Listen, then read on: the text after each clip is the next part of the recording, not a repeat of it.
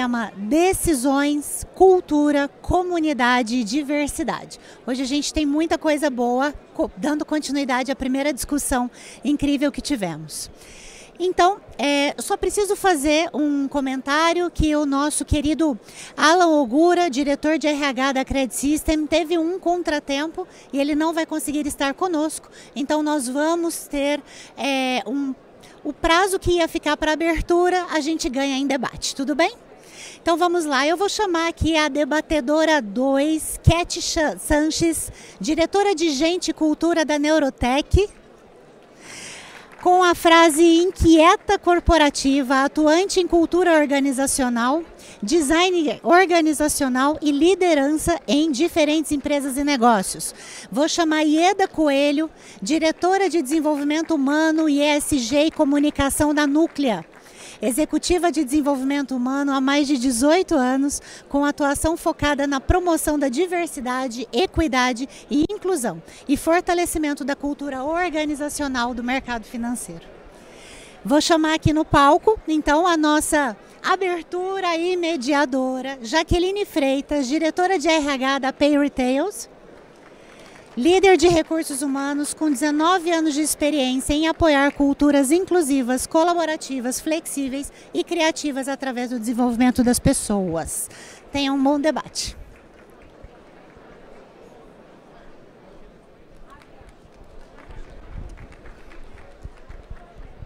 Olá, boa tarde.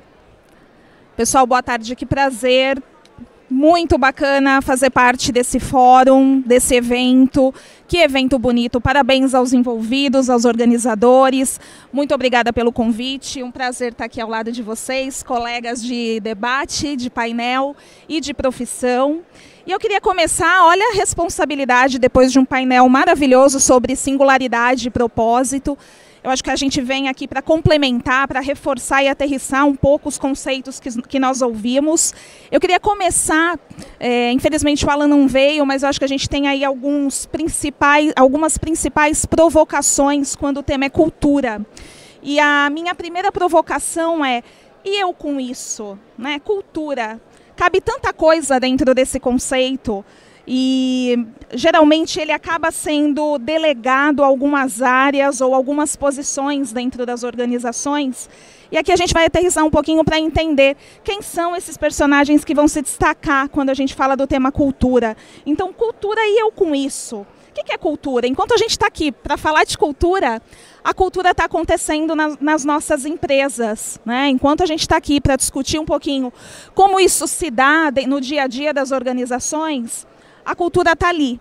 Se eu não estou medindo, ela está acontecendo. Se eu não estou mensurando os resultados que ela me traz, ela está acontecendo. Se está indo para um lado bom ou para um lado ruim, e eu não sei, ela vai continuar acontecendo. Então, a cultura é tudo aquilo que está passando dentro das nossas organizações e que a gente também tem um papel importantíssimo ali, né? Isso não é um papo de RH, isso é um papo de todos nós. E vou pedir licença aqui para me sentar, para ficar um pouquinho mais à vontade aqui ao lado das minhas colegas. E queria trazer uma frase conhecida aí no nosso meio do Peter Drucker, que diz que cultura come a estratégia no café da manhã. Então, qual é o tamanho desse bicho, né? Quando a gente fala isso, a gente já faz um paralelo com a liderança, né? Como que eu me relaciono no papel de líder com essa responsabilidade? Qual é o meu papel na hora de desenhar uma cultura, na hora de acompanhar, na hora de mensurar uma cultura, quando eu me coloco nesse papel de líder, né? Tem tantos fatores que impactam. Eu queria aqui fazer... a gente usa muitos termos em inglês no dia a dia. Nós temos aqui 3 líderes de RH com cases e com exemplos e evidências muito frescas, talvez, de coisas que funcionam e não funcionam.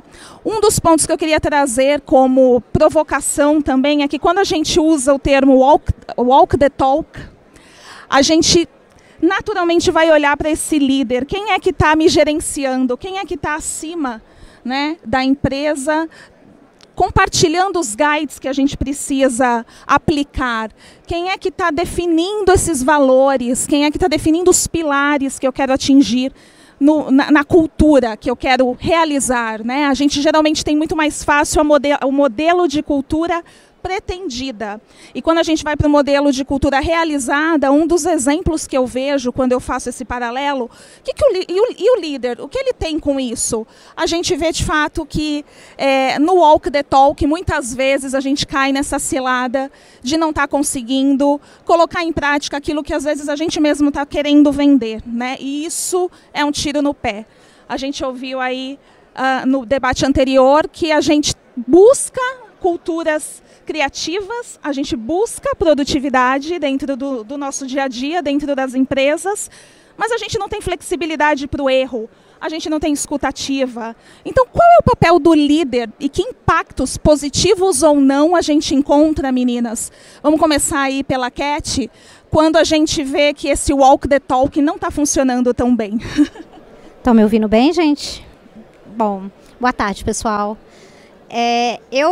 Eu tenho uma posição um pouco diferente sobre liderança e cultura, e eu acredito muito. Tem um livro que eu acho que eu recomendo para qualquer pessoa de gestor, líder, para que ele possa ler, chama Starfish and Spider. Ele fala de culturas descentralizadas. Então ele faz um paralelo entre a aranha, né, que é a cultura centralizadora que está na cabeça do CEO, por isso que grandes empresas, quando troca o CEO, a cultura morre, a gente não sabe o que aconteceu, né, e culturas que eles chamam de estrela do mar, que são a cultura descentralizada. A estrela do mar, não sei se todo mundo sabe, quando você corta ela, né, você arranca um pedaço dela, ela regenera, e aquele pedaço que saiu, ele pode virar uma nova estrela do mar.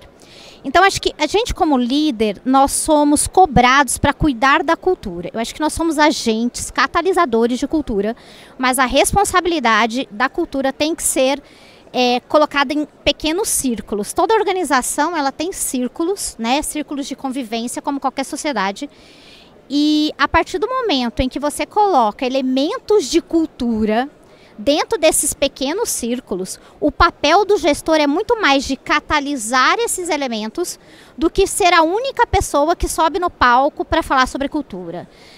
Eu acredito muito que quanto mais você transforma o gestor, não um único guardião da cultura, mas um catalisador, assim, de certa forma, que promove essa cultura, maiores são as chances de troca um grande agente da organização, como um CEO ou alguém de RH, que toca o tema cultura, aquela cultura morre. Então, quando a gente tem catalisadores, e aí esse gestor ele tem que promover esse processo, elementos de cultura, artefatos de cultura, né, que vai ali desde um elemento de promoção até uma camiseta que as pessoas gostem de vestir, que fale um pouco daquela cultura.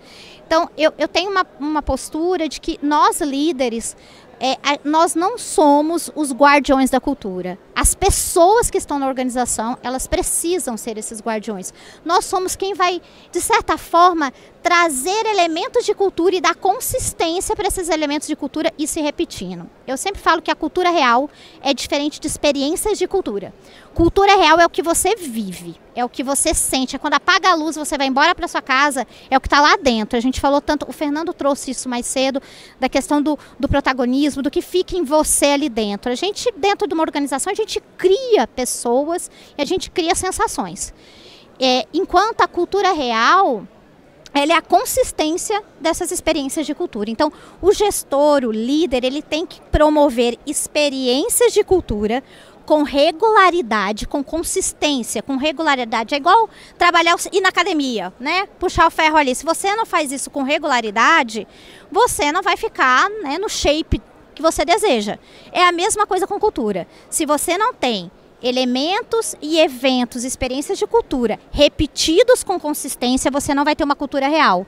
E aí muitas empresas acabam construindo ações e eventos que são elementos de cultura, né? Então, vamos trabalhar colaboração na nossa cultura. Queremos ser colaborativos. Aí faz um evento por ano sobre colaboração.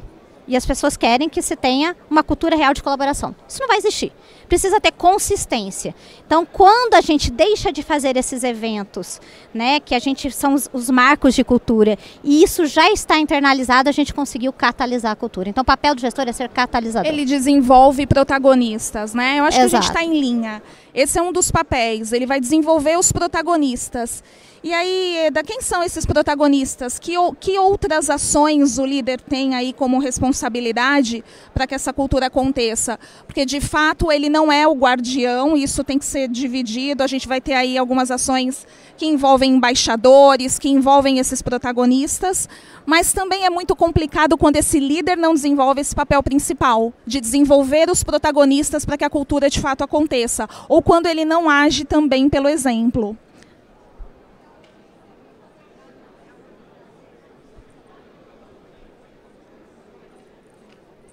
Ouvindo? Eu acho que a liderança não é a única responsável, mas assim, fazendo o contraponto com a sua colocação, eu acho que a liderança sim tem um papel de catalisar e influenciar, porque inevitavelmente o time segue padrões do líder, né, independentemente do nível hierárquico. Então, assim, você comentou uma troca de CEO, a cultura morre. Ela não morre, mas trocou um CEO, ela se transforma, né? A gente está passando por isso há pouco tempo na Núclea, a gente está com um novo presidente há pouco tempo, é outra organização, né? Então, eu acho que a liderança tem sim um papel, primeiro, de traduzir com essa... Porque cultura... O que é cultura, né? Cultura não é uma coisa, assim, a gente não é coisa tácita. Cultura é o nosso jeitão, é a atmosfera da organização, né? Então, acho que assim, até a gente aterrizar do que é a cultura, o que se espera dessa organização, quais são os comportamentos que eu quero ver traduzidos. Se eu digo, se a gente citar culturas muito fortes, todo mundo sabe qual é a cultura de uma Ambev, de uma Disney, é uma coisa muito presente, assim. Agora, é todo mundo igual? Não. É igual numa família, né? A gente respeita as diferenças, o comportamento, como as pessoas traduzem aquele comportamento, tem jeitões, tem subculturas. Não adianta eu achar que um time de dados e tecnologia tem o mesmo jeitão do time de marketing. Assim, tá todo mundo mesmo presente, na mesma empresa, presente na mesma cultura, com jeitos de lidar com aquela cultura de uma forma diferente. Mas assim, eu acho que existe uma linha mestra do que se espera dessa organização. Qual é a melhor forma de entregar aquela estratégia? Como é que eu viabilizo os meus processos à luz daquela cultura? E aí, como é que eu crio hábitos e rituais que sejam coerentes com o que eu espero daquela cultura? Então, se eu falo que eu sou uma empresa centrada no cliente, todos os meus processos precisam fortalecer o que eu digo que é, o que é ser centrado do cliente nessa estrutura. Então, na Núclea, que somos uma empresa B2B, o que é ser centrado no cliente, né, dentro desta empresa? E como é que isso se traduz em comportamento? Como eu avalio essas pessoas? Está coerente com o que eu digo como cultura? Os KPIs, os KPIs, né, que eu defino para cada uma das pessoas, são coerentes com o que eu digo de cultura? Como eu remunero? Está coerente? Então, assim, eu acho que todos os processos da organização, eles precisam ser coerentes e entregar a cultura que eu falo que eu quero dentro daquela organização. Mas a liderança tem um papel fundamental de fomentar e traduzir, assim, e é um trabalho... e a cultura se transforma o tempo inteiro, assim, eu não acredito que é uma coisa rígida, que definir agora qual é a cultura, qual é meu propósito, minha visão, meus valores, quais são os comportamentos que eu espero das pessoas, e isso vai ser perene, né? Isso é uma coisa agora, e vem uma pandemia, esquece tudo do que você tinha falado, você vai ter que reaprender a falar de cultura com todo mundo à distância, agora começa a voltar, e aí você já tem gente espalhada no Brasil inteiro, como que eu faço, como é que eu começo a ter rituais com todo o time, se eu tenho uma pessoa no Acre, uma no Rio Grande do Sul, uma em Goiás e uma em São Paulo em função de pandemia. Então, assim, eu acho que a gente está o tempo inteiro reaprendendo como eu faço, como eu discuto, como eu defino e como eu fortaleço cultura. Mas a liderança precisa abraçar a causa, né? Eu acho que liderança não é uma coisa empírica. Eu preciso entender, eu como liderança, concorde eu ou não com o que está sendo dito, eu tenho um papel institucional de fortalecer aquilo que se espera desse time, ou então eu avalio se é esse lugar que eu quero ser líder, né? De repente, se eu sou uma pessoa que sou focada em resultado e estou numa empresa que não é esse, né, sei lá, não é aqui que eu deveria ser líder, mas se eu sou líder desta organização, quero ficar aqui, eu preciso ser coerente com o que se diz dessa cultura, concorde eu com tudo que está sendo dito ou não. Então, eu acho que não é só a liderança que fortalece cultura, mas ela sim tem um papel de fazer com que o time caminhe alinhado com os comportamentos que se esperam dentro das organizações.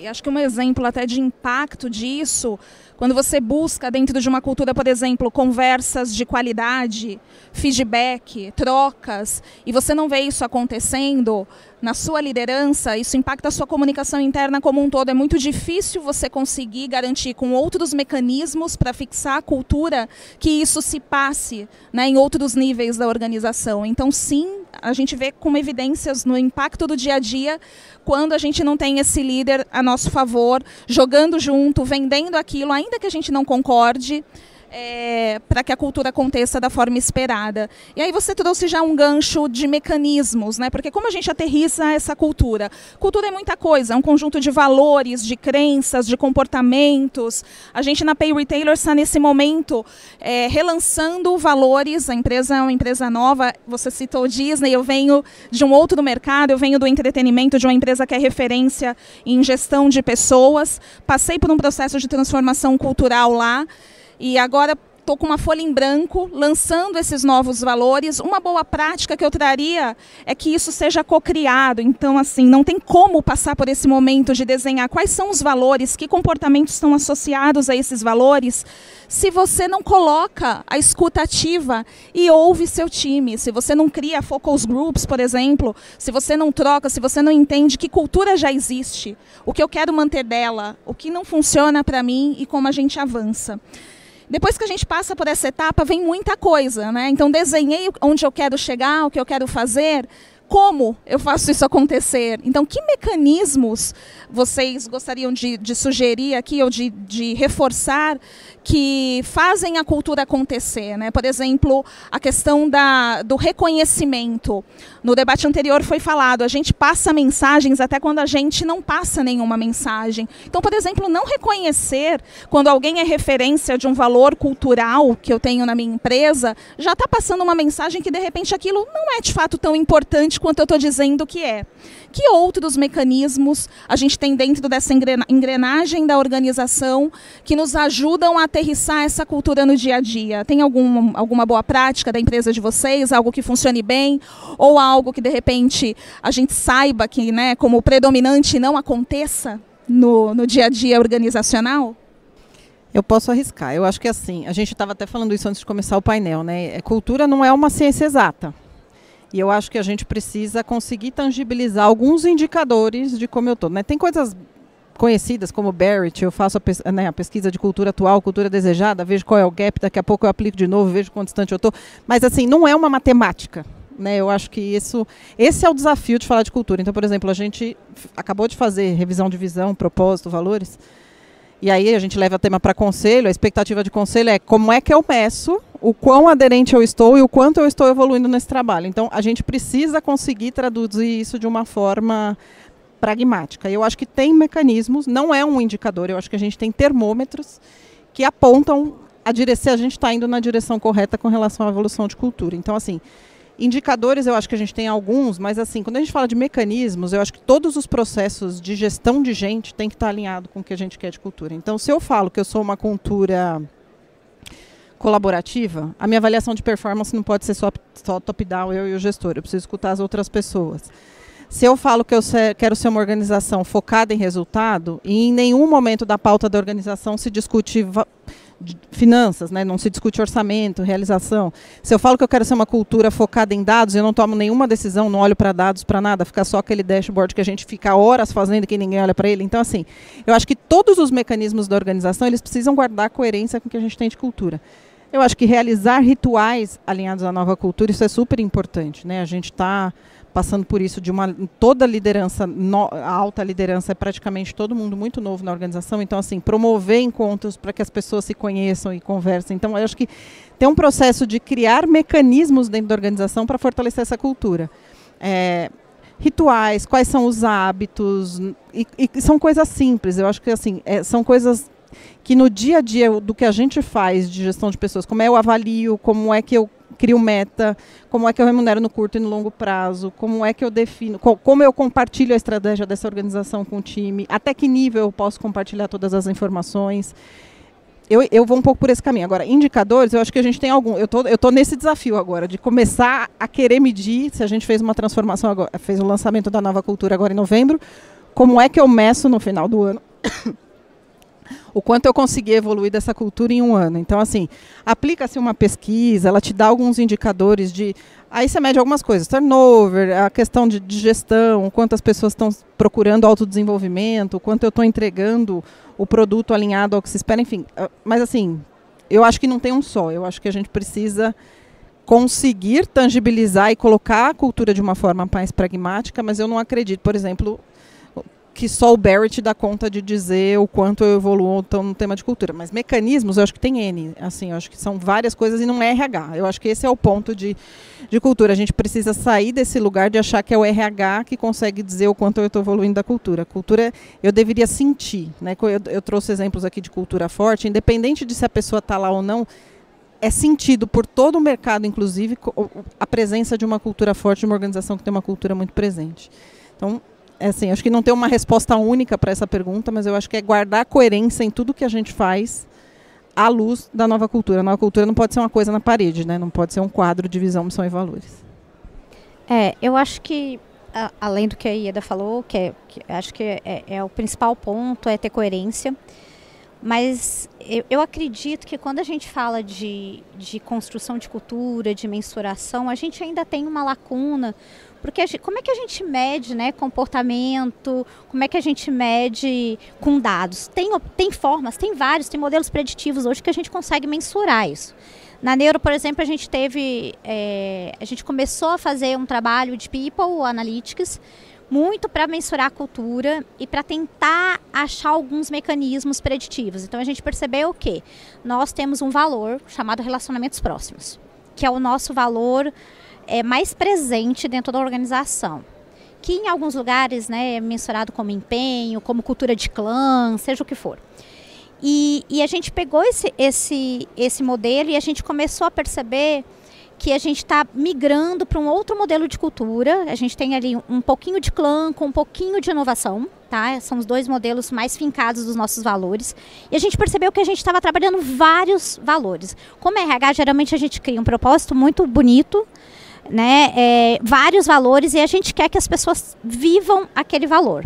Só que nem sempre, se nós como pessoas não conseguimos mudar comportamentos de uma hora para outra, não adianta você lançar um rol de 10 valores e querer que todo mundo adquira aqueles 10 valores num tempo de um ano e mensurar isso. Então, eu costumo dizer que assim, temos que ser poucos e bons. Então, o que a gente fez? Todo ano a gente pinça 2 valores do nosso modelo que estejam aliados à estratégia. Então, esses valores, né? Por exemplo, esse ano a gente está trabalhando muito foco no cliente e pluralidade, que tem a ver com diversidade, tá? Então, todas as vivências dentro da jornada do colaborador, a gente revisita anualmente a jornada do colaborador, e todas as vivências, desde o processo seletivo até o offboard, vão ter processos que ele vai estar vivenciando aqueles valores, e a gente cria marcos de cultura relacionado àquele valor que a gente quer trabalhar naquele ano. Geralmente são 2 ou 3, tá? Esse ano a gente está trabalhando 2, porque diversidade costuma ser um pouco mais complexo de entendimento, então a gente tem que ir com um pouco mais de calma. Então a gente precisa ele precisa de um espaço maior dentro das nossas agendas. Então a gente, com esse modelo preditivo, a gente fez alguns estudos e a gente chegou a isso, que a gente consegue trabalhar todo ano 2 valores. Esses valores dentro da jornada do colaborador, ele em toda a jornada, todo o marco de cultura, esses 2 valores estão, nem que seja com um artefato de cultura, que seja um crachá, né, que tem ali alguma coisa relacionada a um desses marcos, até um modelo de reunião que a gente vai estar falando mais de cliente, por exemplo, que no caso é um valor que a gente vai estar trabalhando. Isso tem funcionado. Então, assim, do mesmo jeito como a Ieda falou que a cultura não é algo né, duro ali, estático, ela é dinâmica, a gente precisa entender também que a gente não vai mudar esses comportamentos trabalhando 10, 12 todo ano, né? Então, pinça ali 2, 3, trabalha todo ele em toda a vivência do colaborador, mensura no final ou depois de um certo tempo. E a gente ainda tem como mensurar isso de outras formas, né? A gente tem cálculos hoje de engajamento, tem cálculos hoje de satisfação de colaborador, mas a gente pode ter cálculos mais, dados mais qualitativos. Eu gosto muito dos comentários que vêm dentro de uma pesquisa e tudo mais. Então, acho que se eu pudesse trazer uma boa prática pense os seus valores. Primeiro, eles têm que ser vivenciados. Não adianta eles serem escritos, muito bonitos e tudo mais se eles não forem vivenciados. Pense esses 2 valores para trabalhar esses comportamentos. E um outro ponto que eu acho bastante importante o Fernando trouxe hoje mais cedo sobre decisões, né? Eu acho que eu tenho uma frase que eu falo muito para os gerentes da organização, que é: você se torna eternamente prisioneiro pelas decisões que você não toma em cultura. Então, se você não toma certas decisões como líder, aquilo ali vai ficar na sua cultura. Então, se você quer uma cultura, por exemplo, colaborativa, mas você tem gestores, líderes que fomentam uma competição tóxica e você, mas ele dá resultado, né? Que aí a gente entra na dicotomia, mas ele dá resultado, como é que eu vou tirar esse líder se ele dá resultado? Então, se você não toma uma decisão de comportamentos que você não quer na cultura, você está corroendo a sua cultura. Você falou muito, né, da estratégia, da cultura come estratégia no café da manhã e tudo mais, mas se você não toma decisões com relação à cultura, ela corrói o que você deseja e que você almeja de valores dentro da organização. Acho que é isso. Totalmente.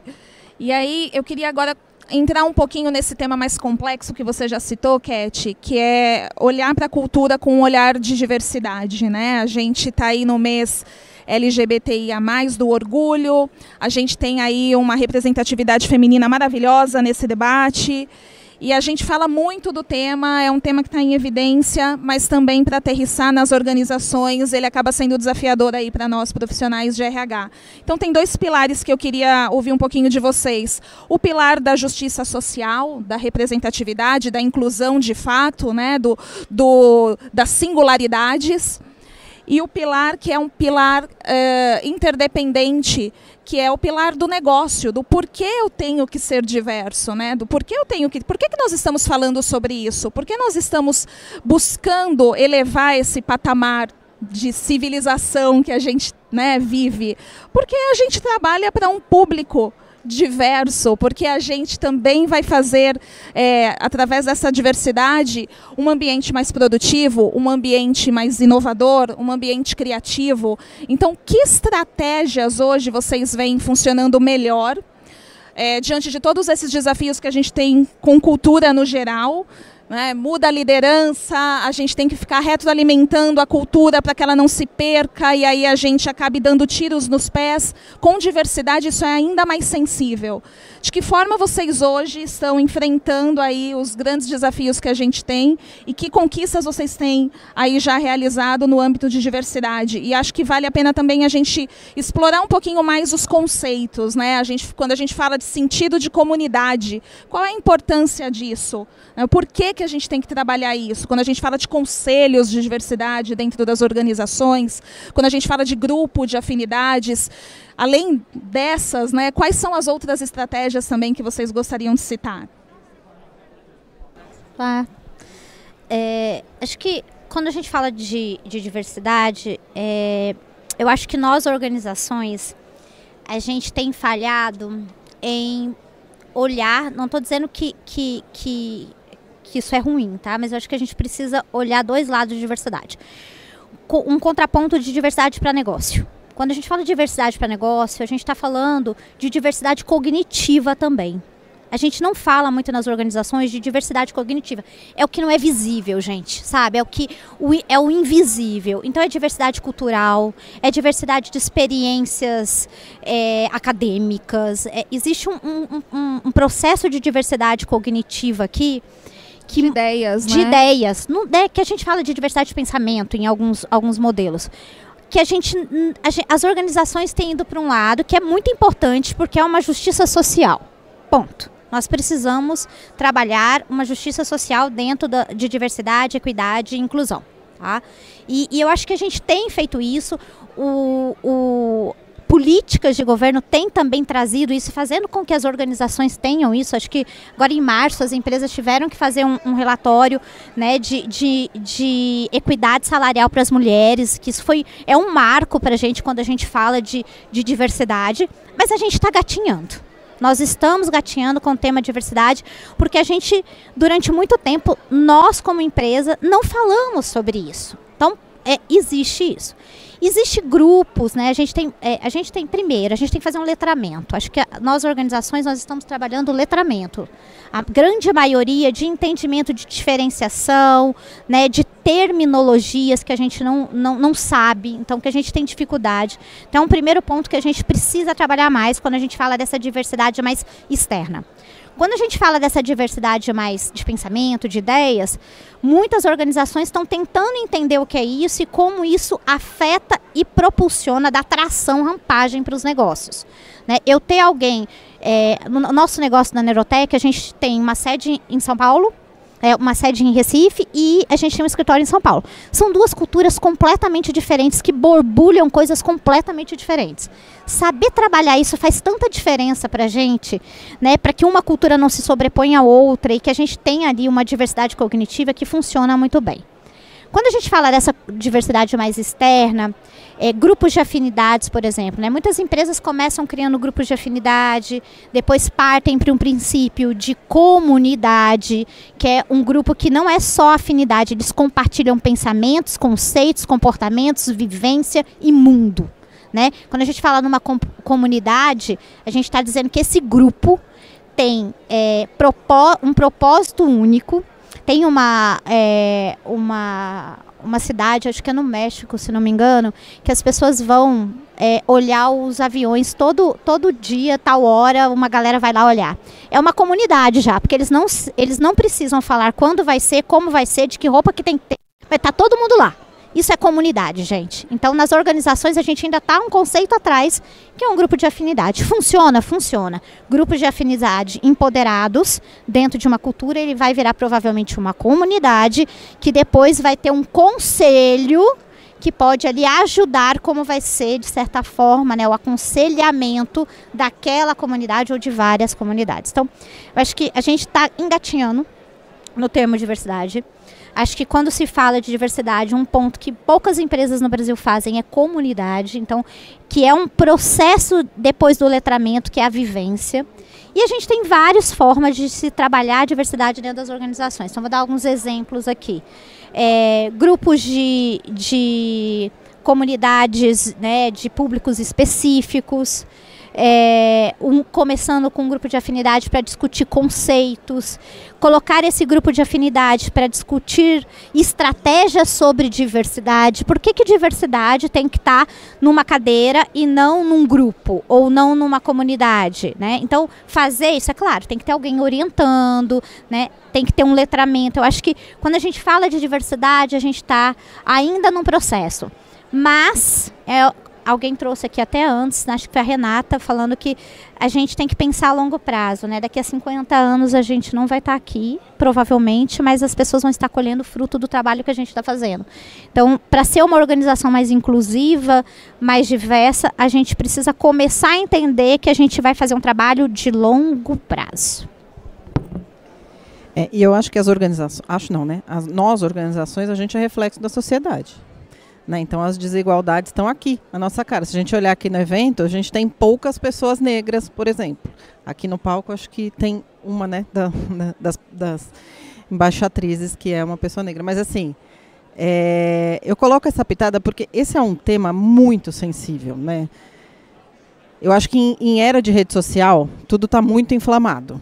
Então, essa minha fala, daqui a pouco repercute aqui, da racismo. Assim, então, acho que é um assunto tão quente, tão inflamado, que eu acho que ele tem que ser cuidado com muito carinho, porque está todo mundo aprendendo a lidar com ele. Né? Eu acho que não tem nenhum lugar que é estado da arte para falar diversidade, equidade e inclusão, e isso é diversidade de ideia, é diversidade de público, é diversidade de muita coisa. Né? A gente hoje, as principais pautas, né, que estão aí, LGBT, racial, pessoas com deficiência, gênero, mulher. Eu acho que isso é um pouco mais falado nas organizações. Algumas estratégias que a gente tem visto funcionar para aprender e a evoluir com o assunto, né? A gente criou os grupos de afinidade, a gente tem lá alguns grupos de afinidade com pessoas que representam as minorias e não. Eu, por exemplo, como executiva, sou madrinha do grupo de equidade racial e sou uma mulher cis, hétero, branca. Então, assim, eu como gênero, sim, eu estaria dentro do grupo, mas eu estou lá, mesmo sendo uma mulher branca, dentro do grupo racial, primeiro de tudo para aprender. Eu acho, dar voz e aprender, porque assim, a gente não conhece, eu não conheço a dor de... Sou casada com uma pessoa negra, mas assim, eu não conheço a dor de ser uma pessoa negra na minha pele. Eu nunca entrei no shopping e fui perseguida por um segurança, porque eu estava lá num ambiente que era de pessoas mais elitizadas. Segundo é fomentar a pauta na estratégia, né? Então a gente começou, por exemplo, a gente fez vagas afirmativas para a contratação de pessoas negras, todos os nossos estagiários, a gente começou alguns programas exclusivamente para pessoas negras, até para a gente começar a formar e evoluir as pessoas dentro da organização. Então, representatividade de número, a gente até passou a ter mais. Mas, assim, está muito distante do topo da pirâmide, do topo do organograma, e aí eu tenho esse papel de escutar, entender qual é a dor e como eu fomento a pauta. Mas com muito cuidado. Lá mesmo a gente começa a sentir a repercussão, porque tem N incoerências, né? Eu estou falando isso, aí a gente olha o board da organização, todo mundo branco. Então, assim, a gente está num caminho de aprendizado. Conselho de administração, né? Mulheres em conselho. A gente tem lá 2 que são independentes, até temos lá o selo do Women on Board, mas assim, os nossos acionistas todos representantes masculinos. Então, eu acho que a pauta de diversidade ela é para ontem, né? Eu acho que isso fomenta, sim, está claro, N pesquisas que falam do quanto isso incrementa resultado, quanto isso fomenta a pauta de evolução da estratégia. Mas a gente tem que aprender a lidar com ela e com muita... E com calma, assim. Eu falo com calma, não que ela não seja urgente, mas assim, ela não pode ser inflamada, né? Eu acho que tem algumas militâncias que não ajudam. Eu acho que a gente precisa ter uma escuta empática. Não é porque eu falei um termo que pode ser entendido. Outro dia no grupo LGBT, né, uma pessoa usou o termo de homossexual e aí ela tomou um puxão de orelha porque não se fala mais homossexual, se fala de homossexual. Então, assim... Tudo bem, a gente precisa fazer um letramento, a gente precisa aprender, mas a gente precisa ter um pouco de empatia que está todo mundo aprendendo. Assim, a gente vai cometer deslizes, eu acho que a gente vai ter escorregões e a pauta de diversidade ela é densa, ela é urgente, ela é premente, mas ela está em aprendizado. Assim, eu acho que o grupo racial que eu sou madrinha. Outro dia alguém usou um termo também e daí uma outra pessoa corrigiu. Ele falou: mas a gente não tem que ficar ensinando, é obrigação das pessoas a lerem lá, né, o manual antirracista, a gente dá da Djamila, a gente dá na integração para todos os funcionários, mas assim, gente, vamos ter um pouquinho de escuta um pouco mais empática, vamos tentar tirar um pouco da inflamação do assunto para a gente chegar no lugar, porque não é meu lugar de fala, não sei o que lá. Eu acho que fica uma discussão rasa, uma discussão Instagram. Que afasta mais do que e fica essa coisa pessoas, chata, tá no mundo chato, não posso falar mais nada. Tem coisa que não dá mais mesmo para falar, né? O que um chaveco, uma piadinha besta de mulher bonita na festa, hoje em dia... Virou assédio sexual? Sim, virou assédio sexual. Segura a tua fala. Quebra-gelo inadequado, né, que te coloca numa situação que tá ali, mas está velado. E eu acho que o que você traz passa por um caminho de educação nas empresas, né? Um dos exemplos que eu trago, que eu apliquei tanto numa grande empresa, num momento diferente da que eu estou hoje, que está começando e a gente tem que ir um passinho de cada vez, é a questão de vieses inconscientes. Porque quando você começa a abordar o tema com esse olhar, você aplica uma palavrinha, o Fernando até trouxe isso numa palestra que ele deu lá pra gente, você aplica uma palavrinha que está fora de moda no mundo corporativo, que é a humildade. A gente não sabe tudo, todos nós temos os nossos vieses, e aí quando a gente se coloca nesse lugar, a gente consegue entender que às vezes o outro cometeu um deslize, porque a vivência dele, as práticas, onde ele esteve, tudo que ele ouviu até ali, não levou ele para aquele caminho que talvez seja um caminho diferente, que você teve, que você experienciou. Então, você abordar tudo com esse olhar também de treinar, de desenvolver, de não desenvolver fiscais dentro da sua organização, do seu ecossistema, mas sim pessoas que contribuam e contribuam sem melindres. Olha, se eu cometer algum deslize, né, me diga o que eu tenho que fazer, eu estou super aberta para aprender, eu estou interessado, eu quero. Eu acho que é promover essa cultura através também dos treinamentos, né? Tem uma questão quando a gente fala desse letramento, a gente fala tanto de ser empático com o erro do outro, né? E a gente julga muito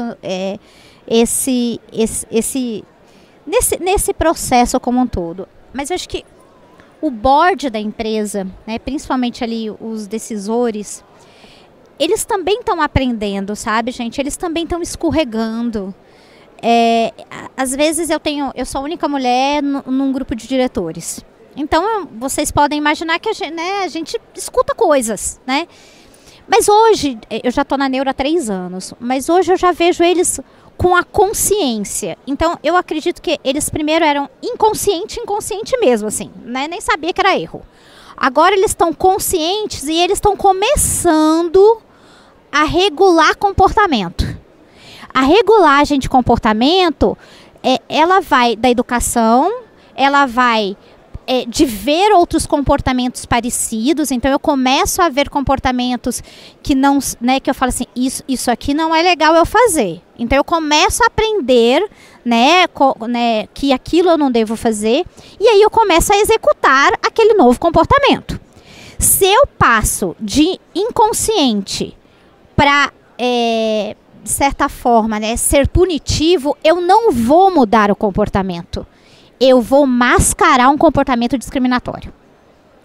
Então, é a mesma coisa, se a criança faz alguma coisa, né, eu falo que é igual, nós somos eternas crianças. Então, se o seu filho faz um comportamento que você não gosta, e você fala, não pode, não, ele fica tão retraído, até acho que alguém falou sobre, né, sobre itens que nos constroem, ele fica tão retraído que quando ele chega na fase adulta, ele repete aquele comportamento. Aí você fala assim, como assim ele repete esse comportamento? Porque ele não passou da fase de conscientização, para educação, para replicação de comportamentos, porque ele internaliza o novo comportamento. A gente pula. Isso que a Ida falou para mim é importantíssimo, porque quando você vai e pune e já vai para para algo que está inflamado, você guarda certas coisas.